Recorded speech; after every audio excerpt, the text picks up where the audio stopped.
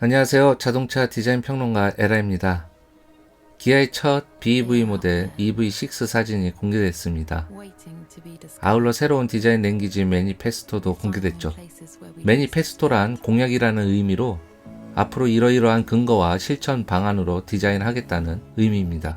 디자인 철학이라고 대신 말하는 그것은 오포지트 유나이티드입니다. 오포지트 유나이티드는 반대편들 것까지의 연합, 통합이라는 의미로 해석되는데요.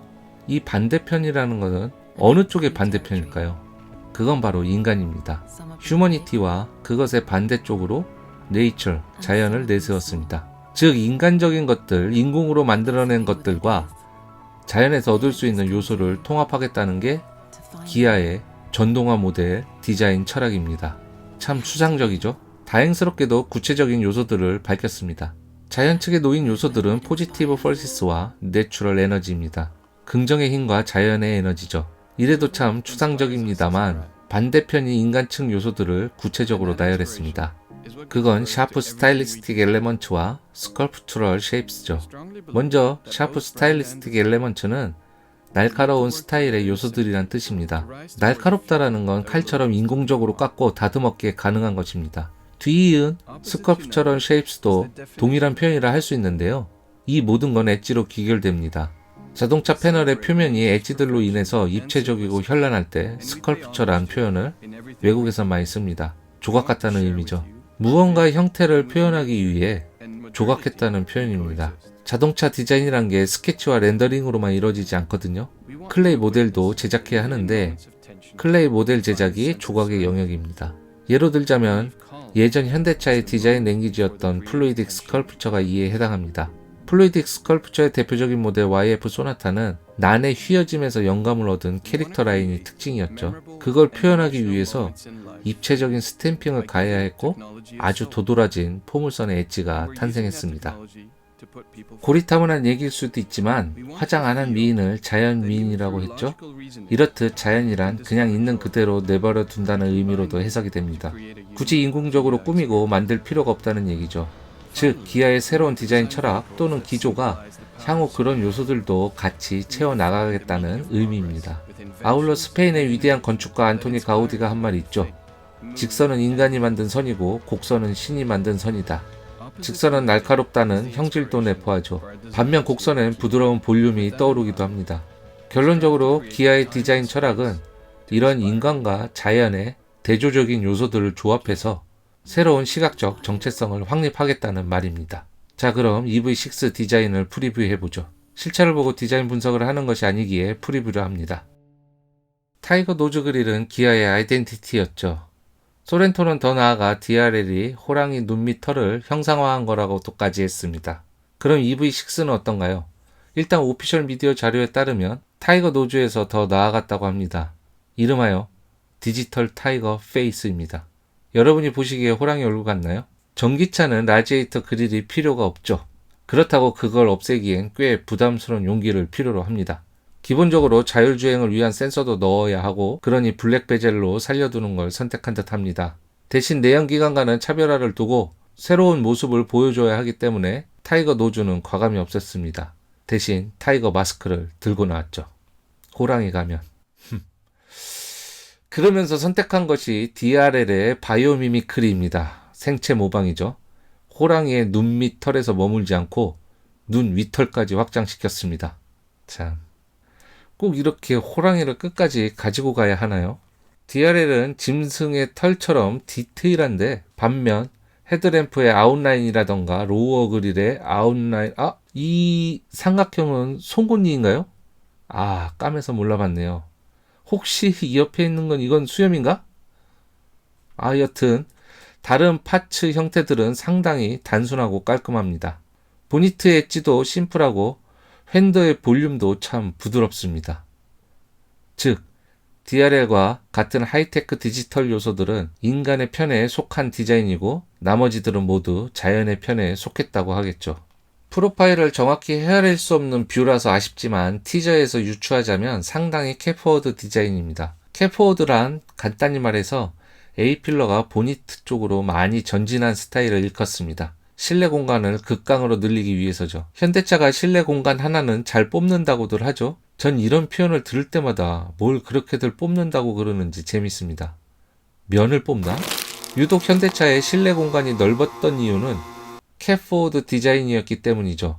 이상엽 시대에 들어서는 캣포워드를 버렸기 때문에 예전만 하지 못하죠. 그래서 아예 전장을 늘려버립니다.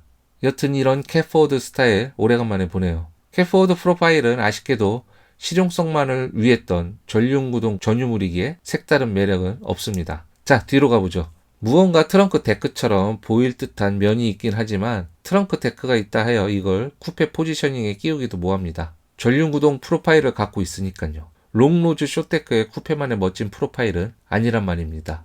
후면 커터뷰에서 확인할 수 있습니다.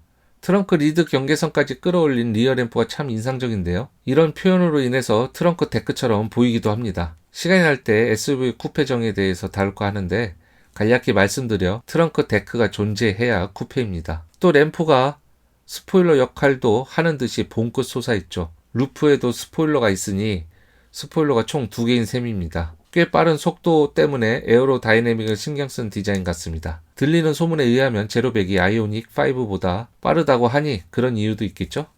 범퍼의 파팅 라인과 램프의 끝을 두텁게 연장한 표현이 신선합니다. 오피셜 미디어에선 그로 인한 효과로 프로파일이 더 길어 보인다라고 합니다.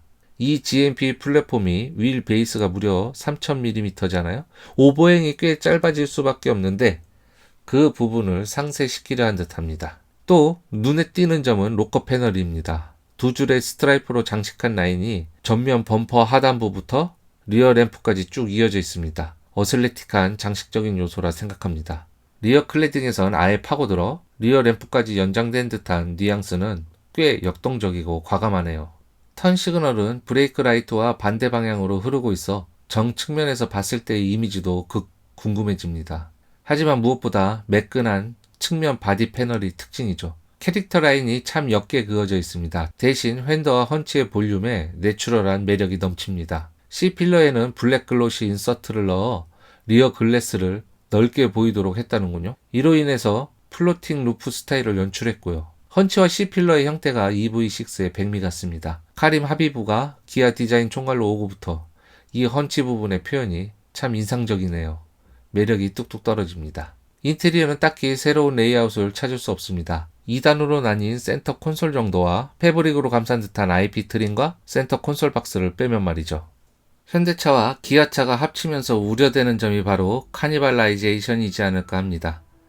지금과 같이 아이오닉 5와 EV6는 똑같은 eGMP 플랫폼을 써야 합니다. 플랫폼이 같으면 디자인의 비례도 같을 수밖에 없습니다.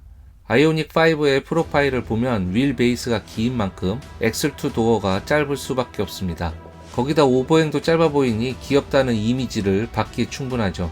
EV6도 당연히 아이오닉 5의 비례와 같을 것입니다. 일단 크램쉘 후드 타입도 같잖아요. 많은 부품이 공용으로 쓰일 텐니다. 겉으로 입은 옷은 다르지만 몸매는 똑같은 셈이죠. 당연히 시장에서 변별력이 떨어질 수밖에 없습니다. 서로의 개성에 뚜렷한 차이가 없으면 서로의 시장 파일을 잠식하고 잠식당하는 카니발라이제이션에 빠지죠. 대표적인 예가 소나타와 K5입니다. 시장에서 이 두 차량과 뚜렷한 적수가 없자 디자인에서 혹평이 쏟아지는 소나타의 파이는 K5에 잠식당했습니다. 하지만 이것은 적수가 없는 긍정의 카니발라이제이션이지만 카니발라이제이션은 결코 좋은 현상이 아니죠. 아이오닉5와 EV6는 반대 상황에 놓일 수 있습니다. 테슬라를 비롯 르노, 쉐보레의 강력한 경쟁 상대가 나타난다면 비슷한 분위기에 비슷한 크기에 비슷한 성능과 품질의 두 모델은 경쟁 상대에게 파일을 뺏기면 물론 둘 다 자멸할 수 있습니다. 가장 좋은 점은 같은 플랫폼이라는 걸 인식 못할 정도로 둘의 개성을 충분히 갖는 거죠. EV6는 먼저 등장한 아이오닉 5와 비교해서 충분한 다른 매력이 있습니다. 루프라인이 경사졌고 로커 패널 몰딩은 솟구치면서 스포티한 인상이 강하게 다가옵니다. K8도 같은 표현이죠. 볼륨감 넘치는 휀더와 헌치 또한 아이오닉 5와는 꽤 상반됩니다. 이렇게 보니 아이오닉 5는 새로운 기아 디자인 랭귀지에서 말하는 인간의 편인 디자인입니다. 날카로운 직선이 있으며 조각적인 면 분할과 표현이 특징이죠. 반면 EV6는 매끄럽고 부드럽습니다. 마치 물이 흐르는 것 같고 바람이 넘실대는 것 같죠. 성능과 편의성, 실용성은 잘 모르겠지만 디자인이 공개된 지금 현대 기아차는 참 명확하게 디자인 분리를 잘 해내는 것 같습니다. 실차가 공개되면 그때 다시 세밀한 분석에서 뵙겠습니다. 시청해주셔서 감사합니다.